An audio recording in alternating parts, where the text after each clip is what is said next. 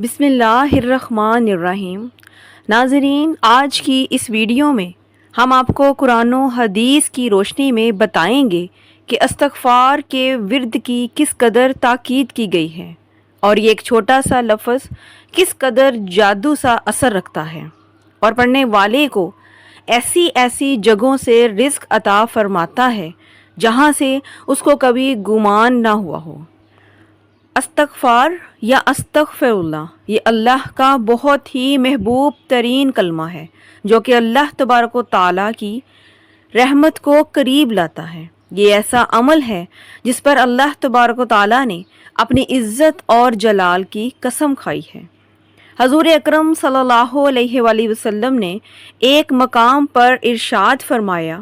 کہ قیامت کے دن جس شخص کے نامہ اعمال میں استغفار کی کثرت ہوگی اس کے لیے خوشخبری ہے، کیونکہ استغفار کو کثرت سے پڑھنا ہمارے رب کو بہت پسند ہے۔ ایک حدیث میں نبی پاک صلی اللہ علیہ وآلہ وسلم نے فرمایا ہے کہ اے لوگو، اپنے رب کے سامنے توبہ کرو، بے شک میں بھی دن میں 100 مرتبہ توبہ کرتا ہوں۔ امام اوزائی رحمۃ اللہ علیہ فرماتے ہیں کہ ابلیس نے اپنے چیلوں سے کہا کہ تم انسان کو کس طرح سے گمراہ کرتے ہو؟ وہ شیطان بولے کہ ہم مختلف طریقوں سے ان کو گمراہ کرتے ہیں۔ ابلیس نے اپنے چیلوں سے کہا کہ کیا استغفار کے بارے میں بھی تم نے ان کو گمراہ کیا ہے؟ یہ سن کر ان شیطانوں نے کہا کہ استغفار تو وہ طاقتور عمل ہے جو کہ اللہ تعالیٰ کے ساتھ جڑا ہے، بھلا اس پر ہمارا زور کیسے چل سکتا ہے؟ ابلیس نے کہا کہ میں ان انسانوں میں ایک ایسی چیز پھیلاؤں گا جس پر انہیں استغفار کرنے کی نوبت ہی نہیں آئے گی۔ امام صاحب فرماتے ہیں کہ اس بدبخت شیطان نے انسانوں کے درمیان خواہشات اور تمناؤں کو پھیلا دیا، جسے کوئی گناہ نہیں سمجھتا اور اپنے رب سے توبہ بھی نہیں کرتا۔ ہمارے آقا دو جہاں حضرت محمد صلی اللہ علیہ وآلہ وسلم نے فرمایا، بے شک شیطان نے اللہ تعالیٰ سے کہا کہ اے میرے رب، تیری عزت کی قسم، میں تا قیامت تیرے بندوں کو گمراہ کرتا رہوں گا اور جب تک ان کی روحیں ان کے جسموں میں موجود رہیں گی۔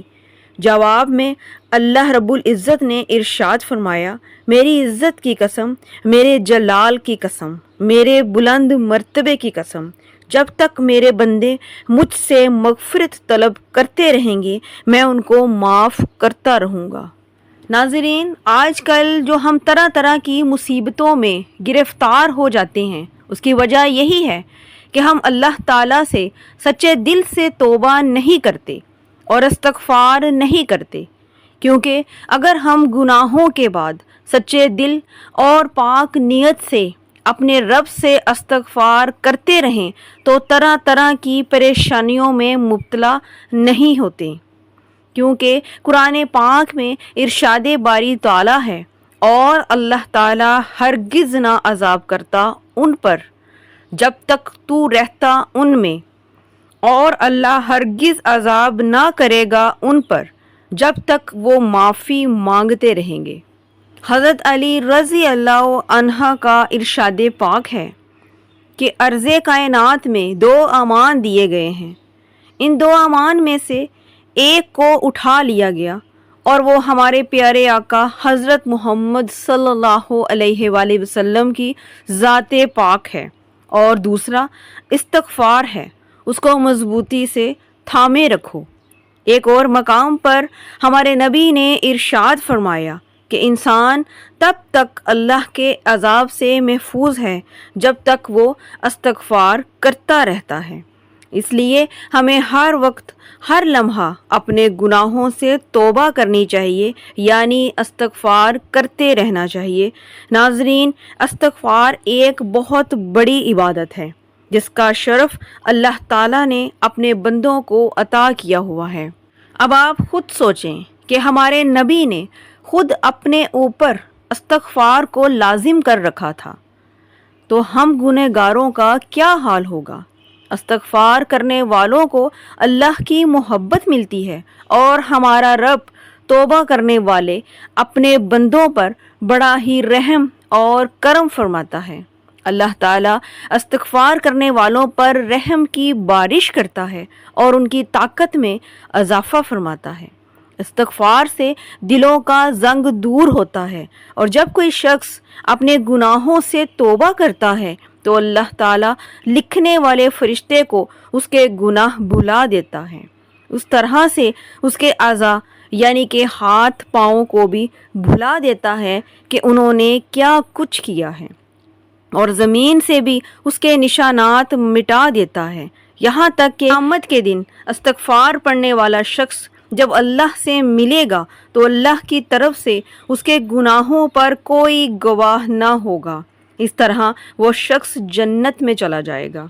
नाज़रीन, जब कोई इंसान अल्लाह की बारगाह में तौबा करता है तो अल्लाह ताला 7वें आसमान से पहले आसमान पर आकर उस पर ख़ास नज़र डालता है, उस पर तवज्जो फरमाता है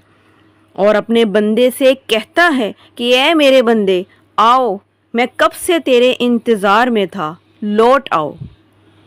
और जो भी शख्स बाकायदगी से इस्तिग़फ़ार करेगा, अल्लाह ताला उसकी तमाम परेशानियों में आसानी और हर गम से आज़ादी देगा और उसे उस जगह से रिज़्क़ देगा जहाँ से उसका गुमान भी ना हो।